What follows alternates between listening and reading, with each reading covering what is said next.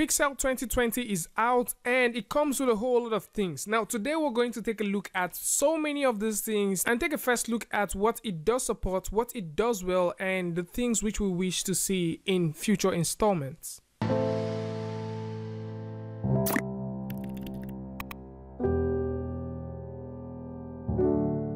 Hey, what's up guys, and welcome back to askNK. So Quixel Mixer 2020 is now here. That means that the way you texture your objects is definitely going to change.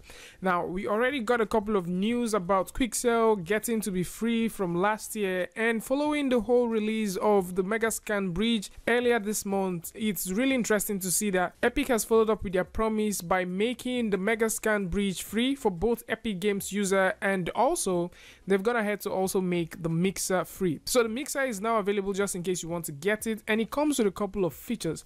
Now most of the features that it does come with are things that you are quite familiar with, but then it actually breaks a whole lot of boundaries with a couple of extra few features that it comes in.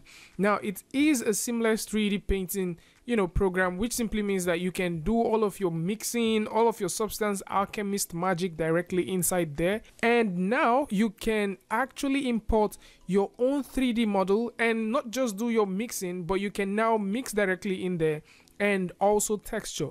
It's more like a huge combo. Instead of getting two apps, you're now getting one app that can actually do a whole lot of things. And at the same time, there is a huge fusion between the Megascan library with the Mixer procedural engine. So it does have a smart material workflow that kind of merges the Megascan library directly inside the mixer. So in case you want to use the mixer right now, there is a whole lot of controls that you can work with. At the same time, you have full control on how you go ahead with matching things, doing a whole lot of inversion, custom texturing if you want to swap things, and real-time curvature. So one of the things that it doesn't have right now is baking. So you cannot really bake directly in there. But then let's get on with this and actually take a look at Mixer 2020 and all of the things that you are supposed to experience when you start working with this tool. And then if you're opening Quixel Mixer for the very first time, you definitely need to have a Quixel account, or you might need to have an Epic Games account. But then if you don't have any of these, you can also go over to Epic Games, sign up for free, and then you'll be able to log in using this. And with that done, Mixer is going to go ahead and gather all of the sample assets that you have on your computer and, simply arrange your files before you get started. And with all this ready to go, you're going to see a couple of sample projects that you can work with, which are called, the sample mixers, or you can start off by simply creating your own. Alright, so if you want to start creating your own mixer, you can come over here to start creating them, or you can simply use any of the ones that have been created before so that you can, study them, see how these things were done, and you can proceed with it. Now Mixer, on the other hand, is a replica, or it's more like a substitute to what Substance Alchemist looks like, and it's really refreshing to see that Mixer is now free. Alright, so right now if you want to do all of your mixing, you can literally do all of your mixing directly here. These are sample mixes that we have here. So if you want to make yours, you can come over here and click on New Mix and simply title these and go with OK. So once you say OK here, you'll be able to have this very flat stuff. So we've covered Mixer previously on the channel, so just in case you want to see that, you can go ahead and see it. And from here you can see that we have our layers. Now within the layers is where most of the magic actually happen. And at the same time, if you have things that are stored in your library, or you have things stored from the Megascan, you might be able to find them here. Now the Megascan library that you have access to, you can get any of the meshes that is available from here for free, and at the same time you can also get any of the materials for free. So you can come over here and get a couple of rocks, and you can see all of them directly here, and you can also go through and get a couple of fabrics, and you can also see them directly from here. So in any case you want to download any of them, all you have to do is just simply click on one of them and hit the download. And at the same time, you can also choose to search for these by surfaces, alright? And you can also choose to search for these by 3D. And by simply clicking on 3D, you'll be able to see all of these things in their glory. And from here is where you can change the preview objects which you want to use to actually make a mix of your material. So if I come back here where we have this default stuff, we can start building our entire our mixes from here. So we can start building our mix from here, or you can just simply come over to this part, select one of those things that you prefer. So if I go over to the drop down menu and I go down to where we have surface, and I grab onto the surface and just simply click, you will notice that it's automatically going to attach this to my object. Now at the same time where it's attaching this to my object, I can simply switch this plane just to see what it looks like on a flat plane. Now I could choose to keep this, or I could choose to just simply press delete to get rid of that. Alright, so I'm going to simply click here, and from here as well I can attach a different surface material on top of my object. So if I click over here, I'll be able to have that loading directly in there. And I can also click over here and simply add a bit of mod. So if I add the mod on top of what I have right now, and I can go through and start making changes to the soil mod directly from here. So all you have here are things that you can use to make those mix changes. So I can come over here, I can start raising this all the way up. I can, change the radius of how much I want these things to be. If I want to go through and add some decals, I can also come over here to add those decals directly from there. If I want to add a couple of solid layers, I can also do that from here. And at the same time, if I want to have liquid, I can come over here and just simply click, and I'll be able to have liquid on my mix. So if I select this right now and also start pushing this threshold all the way down, click over to this part and start pushing this threshold all the way up, you start noticing that I have this liquid thing going on here. So this is really interesting. The fact that you can do your direct mixing here, you can also transpose these into your texture, makes a lot of sense. So you can make all these changes directly from here, and you can also preview this in any way possible. Now with this out of the way, it's also worth mentioning that within the time where you're making all of these things, you can also choose to paint and make some sort of mask in case you want. So let's say I come over here and I choose something slightly different. Let's say I choose to attach the rock cliff onto our mix. So by just simply adding this right now, you can notice that I'm beginning to have this here. Let's just go through and just raise this a little bit more. Now if for some reason I don't want to have all of these things scattered around my object, I just want to have them in some certain regions, I can simply come over here and go all the way down here and add the mask directly here. So if I simply add in the mask directly here, I can choose any of the kind of mask that I want to use to drive this object. At the same time, I can also simply delete this one and choose to drive it by setting noise. So if I come over here and choose the purling noise, I can use that to also drive how I want things to happen. So this right now is not you hand painting stuff. Of course you can choose to hand paint things if you want, but these things will definitely give you a much more organic looking result compared to when you start painting your mask by yourself. So if you want to still paint your mask by yourself, there's also a way you can do that. So if I simply delete this right here, right click here and also delete this mask from here, I can hold down Alt and click actually specifies it here. You can add the black mask by holding down Alt, and once I click, I'll be able to have a black mask directly here. So by adding that black mask here, if you've taken a look at any of our tutorial videos where we talked about texturing, I always emphasize on the fact that whenever you're texturing any texture that has to do with the black and white, the black simply refers to 0, while the white simply refers to 1, and anything in between is 0.01 all the way to 0.99. So the same thing is also what is happening here. Right now you would notice that we have our very black stuff here, which simply means we cannot see anything. If I choose to select this and just clear this, you'll notice we have this here. So I'm just going to go ahead and add this one more time, and by simply adding this, you would notice we have a brush. So if I come over here now, I can select any of the any of the alphas which I want to work with. So I can select any of them from here, and if I want to import an alpha which I want to work with from here, I can also do that here. This is responsible for all of the brush settings and all the things you want to do, so this makes a lot of sense. Down here you would be able to notice the value which you want to work with. So right now I'm just going to move this all the way to white because we want to get a value of white so that we can bring back some of those things. Now if this is set to black and you start painting, nothing happens. All right, so we have to set this all the way to white, and from there we can start painting things back into our scene. Now you might be wondering why, if we paint from one part, we're seeing a result on the other part. Now the reason why this is happening is because when you're creating your mix, you are actually creating a tile. All right, so you're kind of tiling this automatically. So whenever you're just clicking and doing stuff on one side, it is styling this automatically. This would end up to give you a much more seamless result compared to where you want to, you know, do all of these things directly by hand in Photoshop. So there's a couple of things that is quite reminiscent of various apps. By simply holding down S and using the middle mouse button, you'll be able to scale. And this reminds me so much about, you know, Modbox, for example. So with this, you'll be able to simply move around and scale your brush. So hold down, you know, S on your keyboard and use the middle mouse, and you'll be able to do that. All right. So with this here and ready to go, next thing which we want to do is to take a look at how can you do your texturing of your models directly here. So one of the most interesting things that have been made available in this new release is the fact that you can now bring in your own 3D model and you can texture them directly in here. So if you want to get in your own 3D model from here, you'll be able to just simply drag them directly in and start making a huge texture out of them. So for this, I'm just simply going to go back here and just click here and say new mix and okay and say no. So right now I don't want to get anything. So instead of just setting this to plain, I can choose to set this to a 3D asset. I can choose to set this to a custom mesh, or I can go all the way down to convert this to a shader ball. So if we go through and select the shader ball, we're going to have a shader ball directly on our viewport. And this means that we want to start playing with the smart materials that exist here.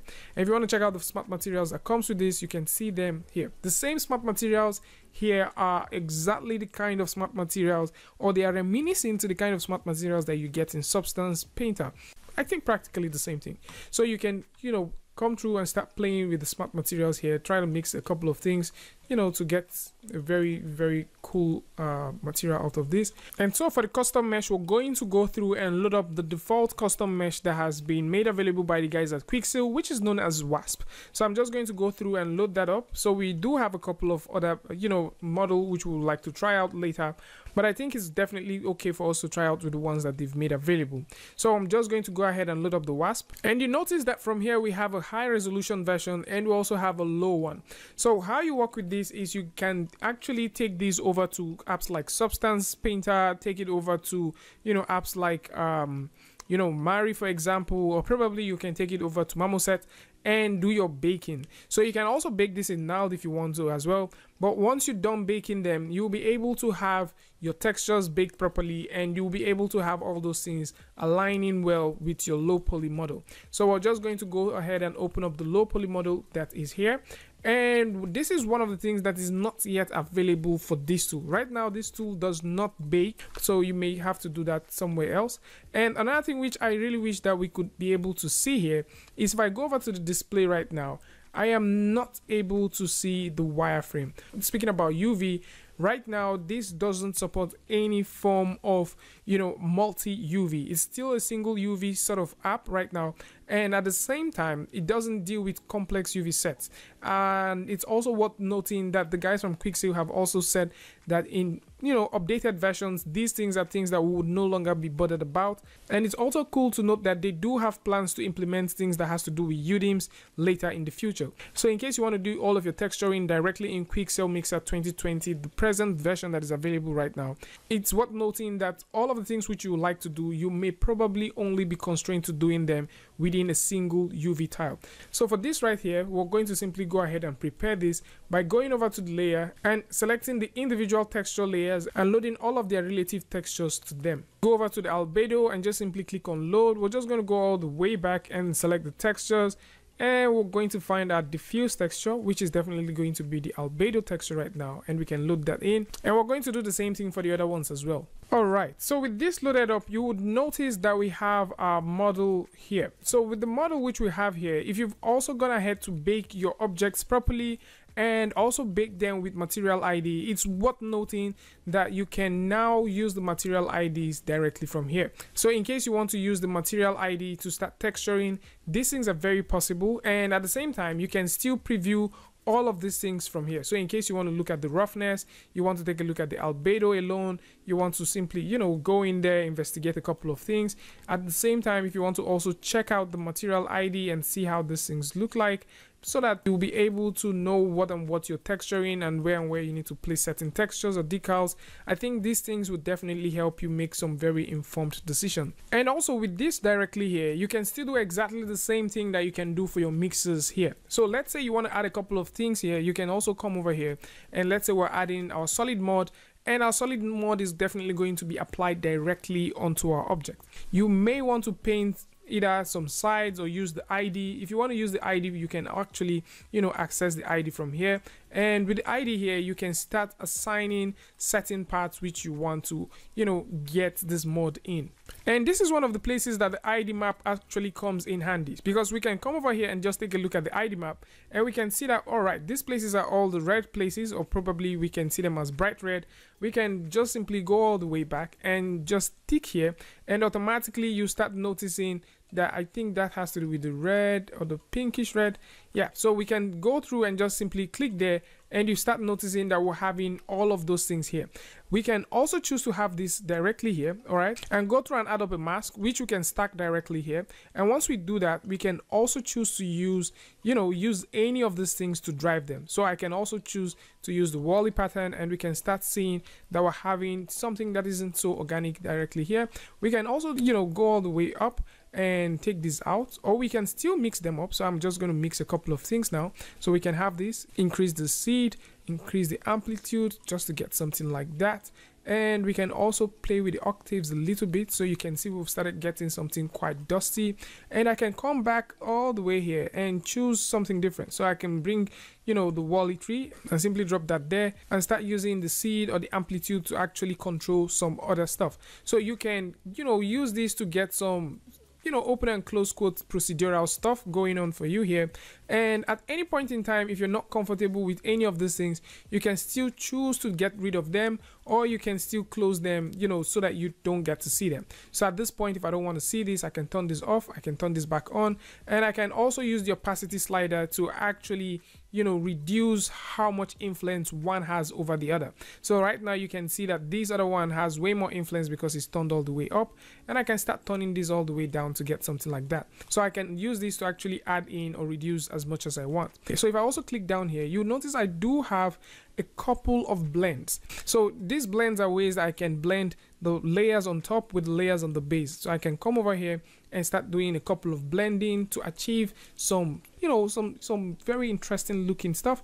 So you can blend these as much as you want and get something that doesn't really look as clean as what we had earlier. At the same time, it's also worth knowing that you can still choose to add modifiers to your mask. So you see how we've added our mask directly here, which has to do with the first noise, which is the simplex noise, and then we had the Wally noise. At this point, we can also choose, so I'm just going to go through and increase this a little bit more so you can see that very nice noise going on there. So what we can do now is we can come over here and we can choose to add modifiers. Now what this modifiers does is it sort of modifies the noise, or, you know, the kind of pattern or organic thing that you're trying to create. So if I come over here and I choose something like blur, and I go with the, you know, the Gaussian blur, I can use this to increase or, you know, change how these things look. Right now this looks very, very solid. So if I start pushing this across, you can start seeing this, you know, fade away of the sand going in, or of the, you know, the soil mud, you know, traveling all the way out.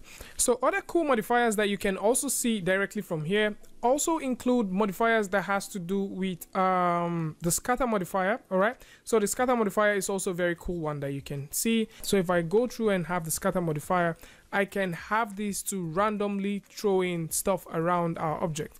Now you can also have this and play with this while trying to mix and create stuff, and I think that would actually serve a whole lot more compared to what we are having now. Of course, you can still use this to generate some sort of random and, you know, rapid looking organic feel onto your model, but then of course most of the times this might actually come in handy when you're trying to make your mix. Not saying that you can't use this here, I'm just saying in most cases when you're mixing, this might be where you would actually like to use this. So you can still have this there, and let's go in and throw in a bit of, you know, the Gaussian blur as well, and just blur things down a bit. So instead of having that so sharp, we we can just have it about a point like that. And like this, you can start having some very grungy, dirty looking stuff.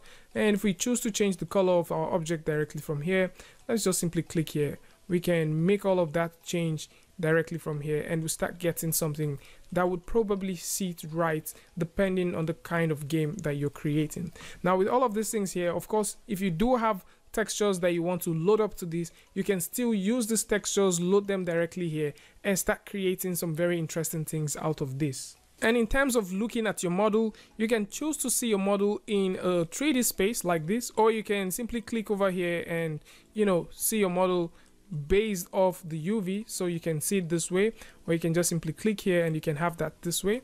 And at the same time, you can preview displacement if you have displacement running, and from here you can choose to change, you know, the HDRI that you're working with. And if I simply hold down shift, just like you do in Substance, you can change, all right, you can change the HDRI rotation. You can actually rotate the HDRI to actually fit into how you want your lighting to look like. So I can actually go all the way to the desert, and you can start seeing we're having something really clean. I kind of like this, all right, like this one. And we can also go over to, you know, this right here, and we can start getting some very interesting things going on for us. Of course, this tool is still in its very early stage to actually say things that we should not expect from this tool and things that we should expect, as the guys from Quixel have actually gone ahead to say that they are heavily in development and they're doing all they can to actually get this tool up to speed. There's subsequent updates that has been promised to be coming over to this tool, but it's very interesting to see that it supports both 2D and 3D texturing, which we've actually gone ahead to try with using, you know, the whole painting stuff and also doing that directly on our viewport. And at the same time, it's also interesting to see that you can also do a couple of projections using this.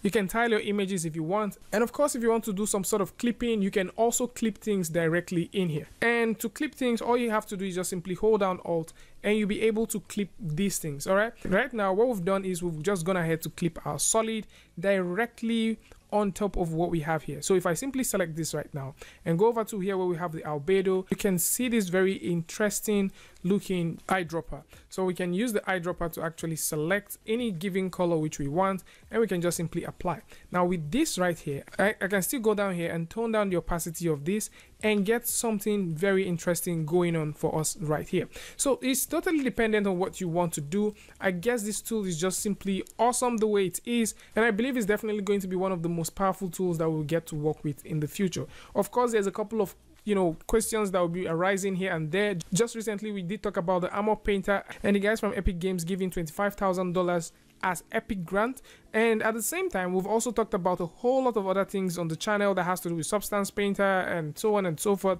And I know there's a couple of questions that will be arising right now. Will this be the death of Substance Painter? Does this mean that Mari isn't going to be in existence anymore? What about the Armor Painter that we've just talked about? What does the future hold? And I just have to say that the market is quite big and it could definitely accommodate everyone.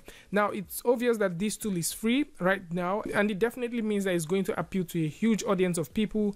And of course, there are things which you would like to do with this tool right now in this particular state which it doesn't support, especially if you're into exporting textures without actually setting them. This is one feature that Substance Painter holds very dear, and I think this doesn't exist right now. And at the same time, it's also worth knowing that Mari also has this feature, but it doesn't exist right now. Like right now, you cannot simply go through and select a certain custom feature or custom set of exporting module and export them. Let's say you want to export for Arnold, or you want to export for Unreal, or let's say you want to export for Unity or Corona or V-Ray or Redshift. That doesn't exist as at this point. So this tool as it is seems to be targeted towards gaming, and of course I don't see a problem with this. I just believe that with tools like this, it kind of opens a huge door for people to actually see that there is a room for competition, and as well give other artists a second chance to actually do things. Most importantly, if they do not have finances to work with softwares that are subscription based or that were heavily priced. Of course, with tools like Unreal Engine, Megascan, Blender, Bridge, and also Mixer joining the whole thing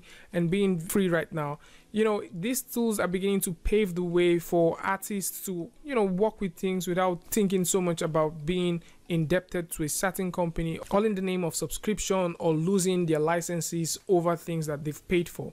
And this is definitely going to be about it. I would like to know what you guys think about all of this in the comment section. And of course, if you want to download the mixer, link to where you can get all of this is definitely going to be in the description. If you want to also check out the blog, link to this is going to be in the description as well. And you can also see that directly from here, you can get access to all of the versions all the way from, you know, 2018 to the present version that was just released. You can come over here and check these things out. And at the same time, if you want to get that for Mac, you can also get those for Mac here. So I would like to know what you guys think about all of these things in the comment section. And of course, if you learned something from this, or if you like this video, you can go ahead and give it a like, and don't forget to share with a friend. And if you're new here, it's definitely going to be amazing if you can hit the subscribe button and also turn on notifications so that you don't miss the next video or the next update. And until I see you guys again with the tutorial update, Free Friday, Tutorial Tuesday, tips and tricks, things like this. Peace.